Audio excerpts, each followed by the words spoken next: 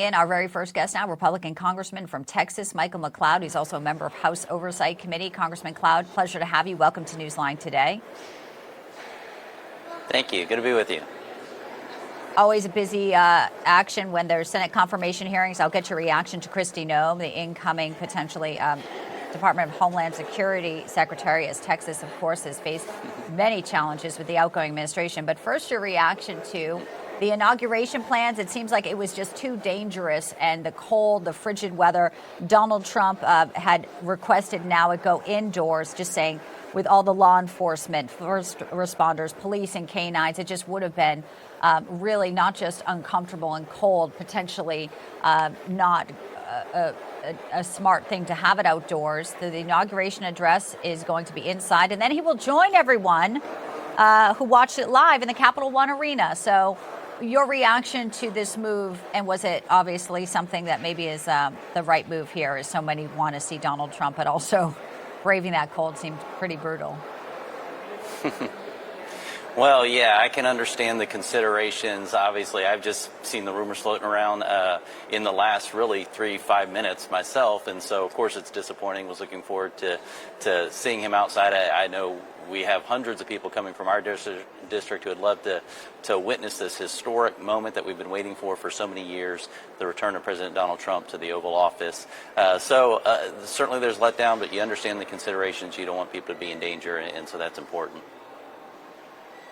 And it will still, no doubt, be a huge celebration. It kicks off also with a rally on Sunday, which we'll be covering live here on Newsmax. As we look towards the incoming administration, they will also be the ones most likely to have the fate of TikTok in their hands. Donald Trump says that he's had phone calls with China's President Xi. That's another truth he put out.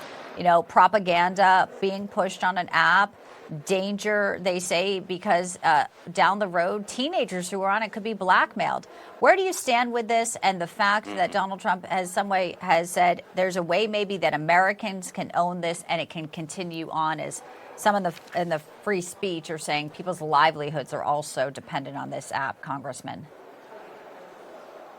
Well, I supported the divestiture of TikTok from China. I think that's extremely important. Not only is it a national security issue, but what they were doing to really manipulate the minds of our young people. You know, the algorithms of the messages they would send to their people back home were far different than what they would message here. You know, in China's stay in school, do good stuff. Here it was more not the best behavior that they were kind of promoting through algorithms here. And again, the data collection that was going on to potentially really blackmail people even decades from now when they're older. You know, we've all done stuff that when we were young and stupid that was young and stupid. And so, you know, you don't want that being held over the heads of people as they move on and grow and develop and find their ways into public and private service. So anyway, it's important. I'm glad to see that the Supreme Court upheld.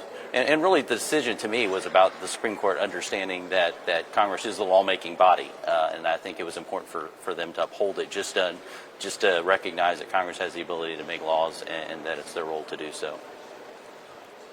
Well, we'll watch Donald Trump's move here, and we also want to ask you about a bill that you introduced. It's called the Federal Agency Sunset Commission. And you're going to basically look at bipartisan commissions to evaluate the efficiency. It's DOJ aligned. Tell us a little bit about this move here, Congressman.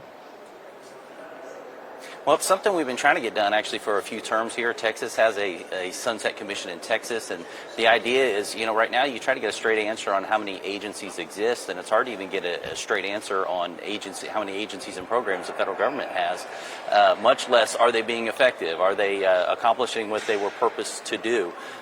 You know, there's a list of over 1,000 programs that are not authorized to even exist that we continue to fund through the federal government. And so I'm sure that there's a number of people in our federal government who are kind of sitting quiet in their corner and you know, not doing what they should for the American people. There's some good work being done, but we've got to make sure that the federal government is turning a good ROI for the taxpayers, and that's what this is about. Well, obviously, fiscal responsibility is something also incoming potentially Treasury Secretary Scott Bessent also was testifying to yesterday.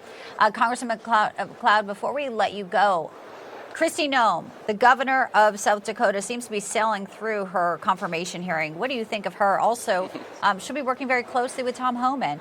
Texas has seen a lot of struggles, not just with open borders, but the DOJ going in and actually suing when Abbott.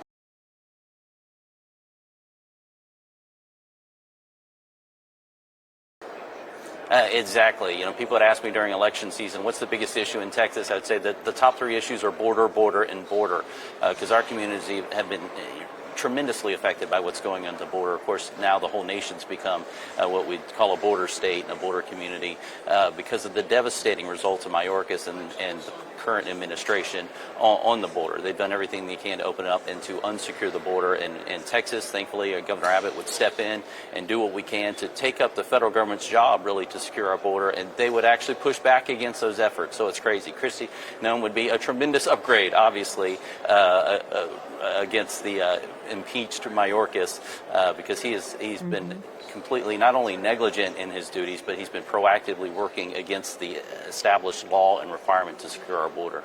Well, 3 days until it all changes officially. Congressman Michael Cloud of Texas, appreciate your time and reacting to the breaking news of the inauguration now being moved indoors due to extreme dangerous cold.